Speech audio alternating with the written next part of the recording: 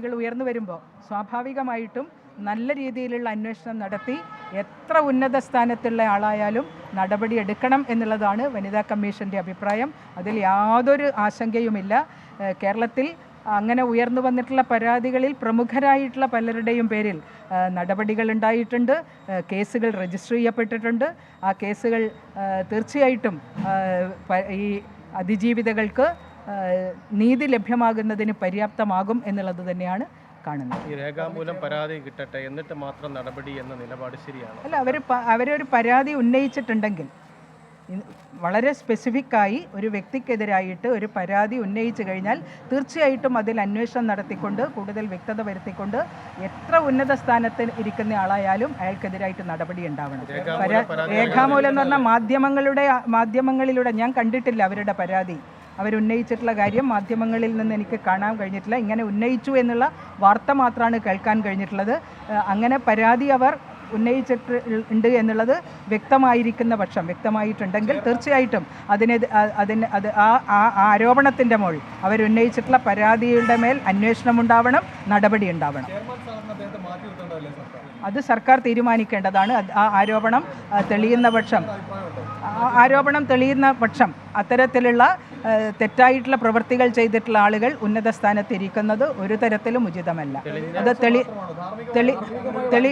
തെളിയുന്ന പക്ഷമല്ലാതെ ഒരാളുടെ പേരിൽ ഒരു ആരോപണം വന്നു കഴിഞ്ഞാൽ തീർച്ചയായിട്ടും അത് അന്വേഷിച്ചുകൊണ്ട് അത് തെളിയേണ്ടതായിട്ടുണ്ട്.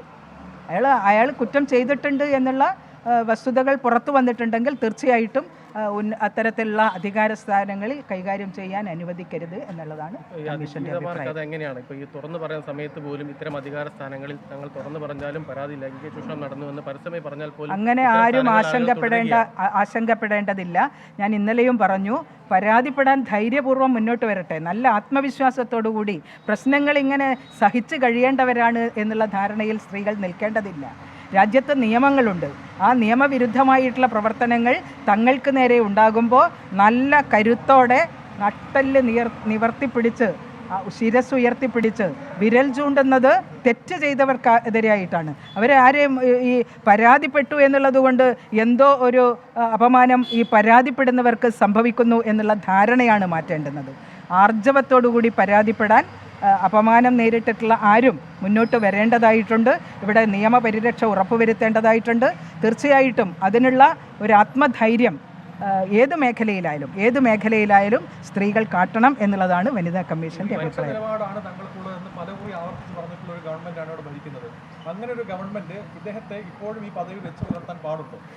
ഈ കേരളത്തിൽ കഴിഞ്ഞ കുറച്ച് വർഷങ്ങൾക്കിടയിൽ എത്ര ഉന്നത സ്ഥാനത്തിരിക്കുന്ന ആളുകൾക്കെതിരായിട്ട് പരാതി വന്നിട്ടുണ്ട്.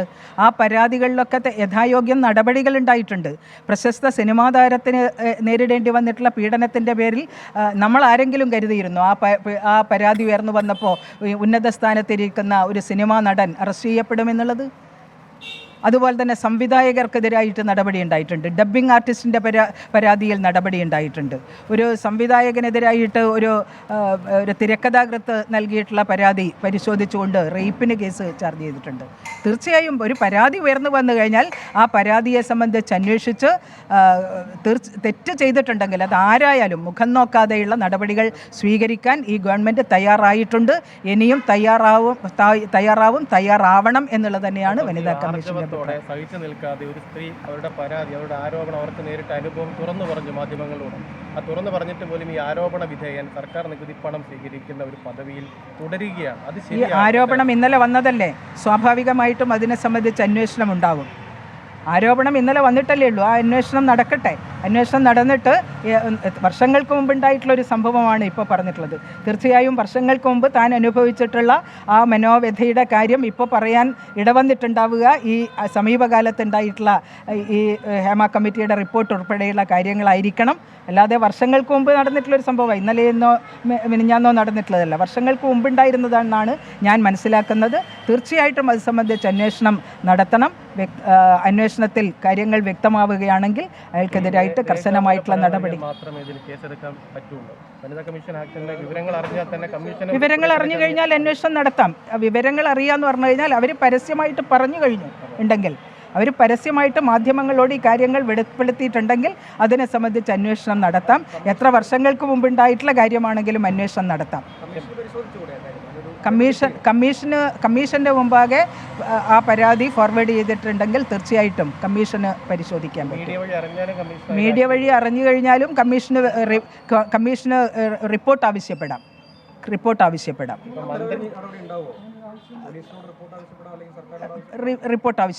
കമ്മീഷൻ ആവശ്യപ്പെടും.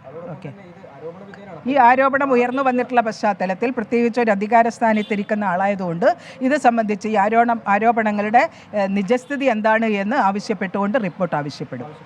നമ്മൾ ഏത് രംഗത്തായാലും ഒരു അധ്യാപനെതിരെയായാലും ഒരു പോലീസുകാരനെതിരെയായാലും ഇത്തരം ആരോപണങ്ങൾ വന്നാൽ തന്നെ നമ്മൾ മാറ്റി നിർത്താറുണ്ട്.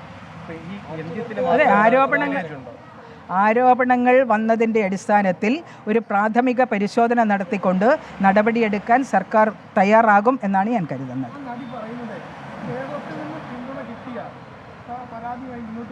കേരളത്തിൽ നിന്ന് ആഭ്യന്തര വകുപ്പിൻ്റെ ചുമതല വഹിക്കുന്ന മുഖ്യമന്ത്രി തന്നെ കഴിഞ്ഞ ദിവസം പറഞ്ഞിട്ടുണ്ട്, പരാതിപ്പെടാൻ തയ്യാറാകൂ എന്നുള്ളത് തന്നെയാണ് പറഞ്ഞിട്ടുള്ളത്. ഈ വളരെ സ്വകാര്യമായിട്ട്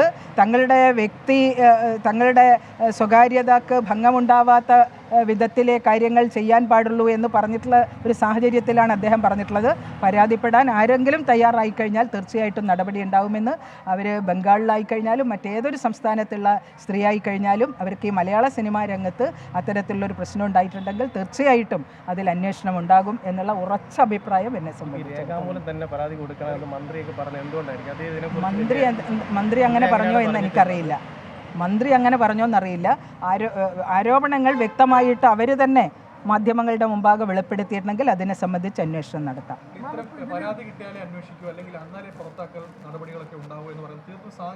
ആരാ പറഞ്ഞത് അങ്ങനെ? അല്ല, ഞാനിപ്പോൾ പറഞ്ഞല്ലോ അവര്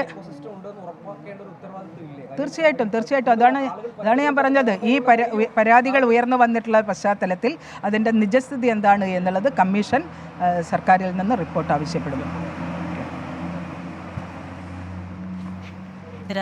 നടി ശ്രീലേഖ മിത്രയുടെ ആരോപണത്തിൽ വനിതാ കമ്മീഷൻ സർക്കാരിൽ നിന്ന് റിപ്പോർട്ട് തേടും. പക്ഷേ രേഖാമൂലമുള്ളൊരു പരാതി നൽകി ആ പരാതി ശരിയെന്ന് തെളിയിക്കുക എന്ന ഉത്തരവാദിത്വം പരാതിക്കാരിക്കുള്ളതാണ് എന്ന സൂചന കൂടി അവർ നൽകുന്നുണ്ട്.